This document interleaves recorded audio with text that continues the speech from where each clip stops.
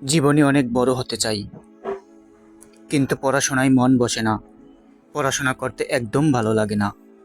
বারবার মন মোবাইলের দিকে চলে যায়। নিজেকে বোঝাই, মোটিভেট করি, মোটিভেশন ভিডিও দেখি, কিন্তু মোটিভেটের প্রভাব 10 মিনিটের বেশি থাকে না। শোনো বন্ধু, 14 থেকে 25 বছর এটা জীবনের একটা গুরুত্বপূর্ণ সময়। ওই সময়টাকে যদি সঠিকভাবে ব্যবহার করতে পারো, জীবনে তোমাকে সফলতার শিখরে পৌঁছে দেবে, অথবা ব্যর্থতা তোমার জীবনের সঙ্গী হবে। আজ এক্ষুনি নিজেকে একটা প্রশ্ন করো তো, আজ থেকে ঠিক 5 বছর বা 10 বছর পর নিজেকে ঠিক কোন জায়গায় দেখতে চাও? কতদিন আর বাবা মায়ের উপর নির্ভর করে থাকবে? কতদিন? রাজা হতে গেলে শ্রমিকের মতন পরিশ্রম করতে হবে।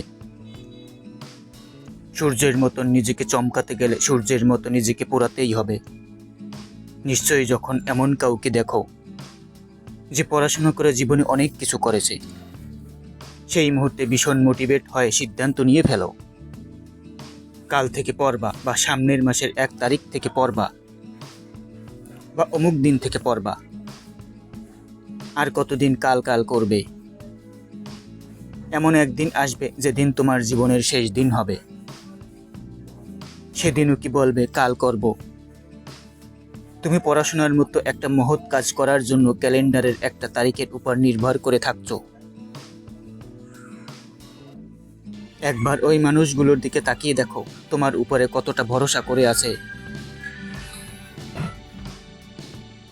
আমি বলছি তোমার বাবা মায়ের কথা।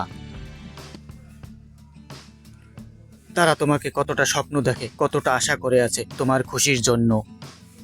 তারা তাদের সর্বস্ব বিসর্জন দিতেও রাজি আছে, আর তুমি 5 মিনিট পড়ার জন্য রাজি না।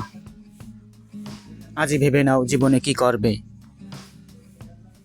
আজই মোবাইল থেকে ওই সমস্ত ডিলিট করে দাও যেগুলোর সাথে তোমার ফিউচারের, তোমার লক্ষ্যের, তোমার সুখের কোনো সম্পর্ক নেই।